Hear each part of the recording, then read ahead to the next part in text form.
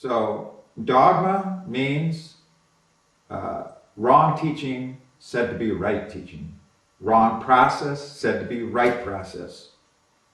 For example, worship of the group, worship of the form of the group, worship of the corporate structure of the group, climbing the lattice work of the bureaucracy in order to say that that shows that you're advanced because now you're on a higher level of bureaucracy.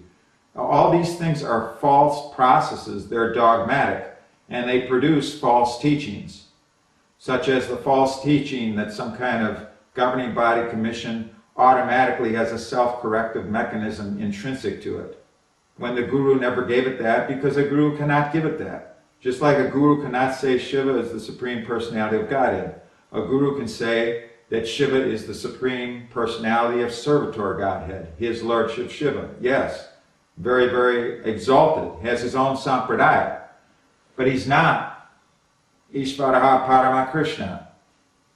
If a guru says that, he's not guru.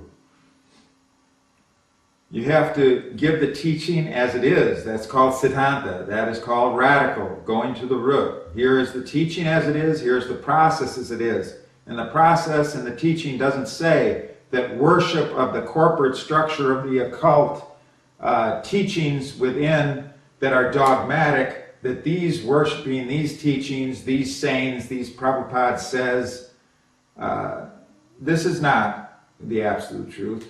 This is superfluous to the absolute truth. It's flotsam coming off the original boat. It's not the real thing. You know, the Krishna conscious movement, since Prabhupada disappeared in the last 30 plus years, there are a lot of people who've joined it in the last 30 years.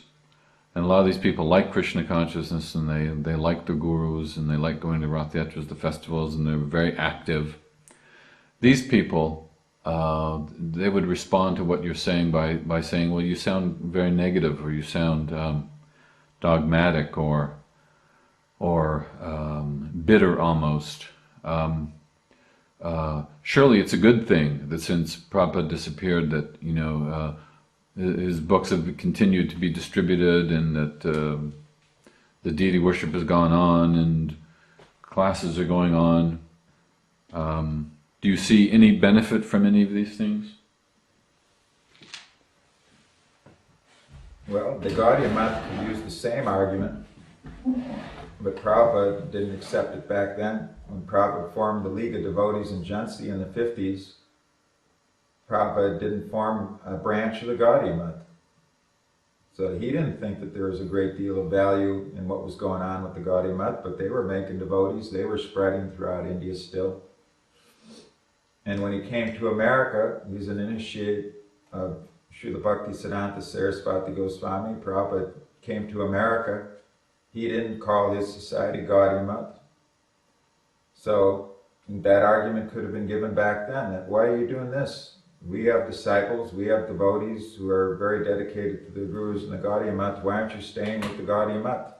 Prabhupada saw something that was not right going on. And in his own books, you mentioned the books you say are still spreading. Yeah, they're still being spread a little bit. But the books are being changed with hundreds and thousands of different changes that are unauthorized.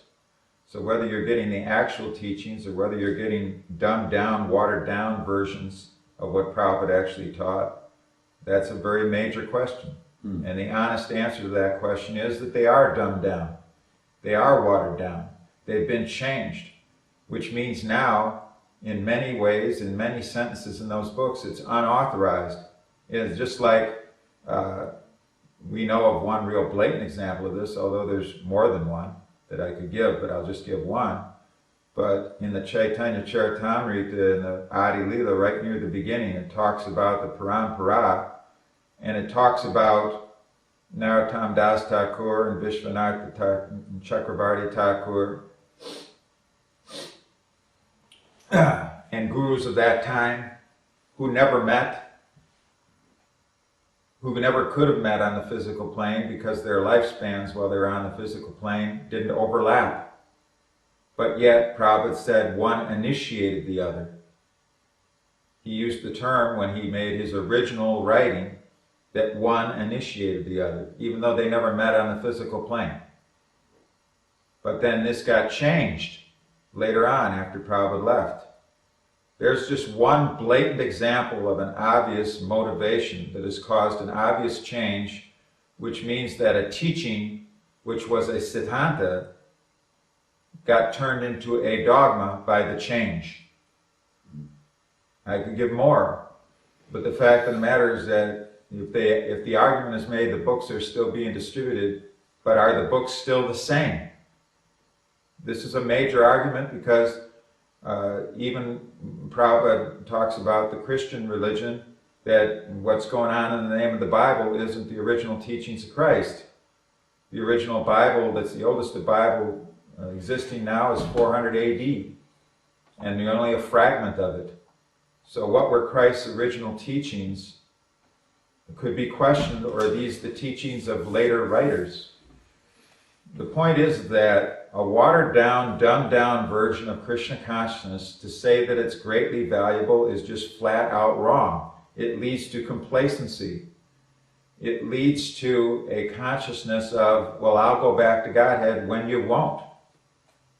Because to go back to Godhead is very difficult. Spiritual life is undoubtedly difficult, and to go back to Godhead is extremely difficult.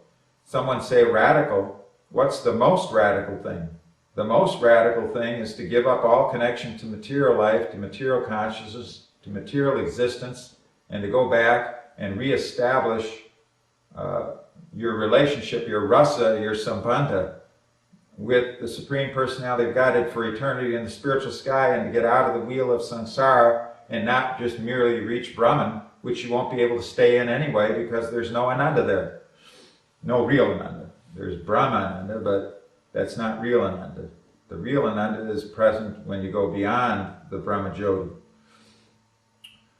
So all these arguments on the social plane, that socially we have so many devotees. If a devotee is claiming to have the Bhakti Lata Beach and to be initiated, is there any way materially to substantiate it? The answer is negative. You cannot have an affirmative answer to that because all conditioned souls can only establish as facts things within their pratyaksha purview, a little bit of anuman. But they don't have any transcendental vision. Their senses are limited, their mind is limited, their brain is limited. They can't, no conditioned soul can say, you received initiation. And including the person who's initiated, if there's contradictions showing that maybe you did not. It can't be proved in a court of law. It can't be proved as a fact on this plane.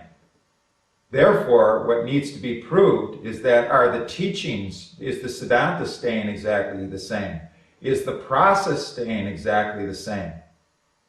If the process is exactly the same, if everything is being done according to what was authorized by the previous Acharya, and we say Acharya here, we mean Sampradaya Acharya, not just a normal, regular Madhyamadacharya. We're talking about the Sampradaya Acharya. We're talking about the Mahabhagavad.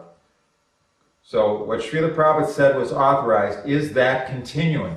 Is his orders that he gave, his self-effulgent, self-evident orders, are they continuing? If they are, then fine. Then genuine guru must be present or should be present. If a guru is present and the orders are being followed, then he's guru. But if the guru that is pretending to be guru is not guru and he's giving initiation, then he's not giving the Bhakti Lata Beach. He's giving some kind of other initiation. For example, he may be giving the quote-unquote, with quotation marks on each side of it, ISKCON Beach. Or he may be giving a beach in relation to what is his specialty. For example, he might have a specialty of love bombing. Or he might have a specialty of making money. Whatever is his specialty, he might initiate that inspiration and beach into the follower.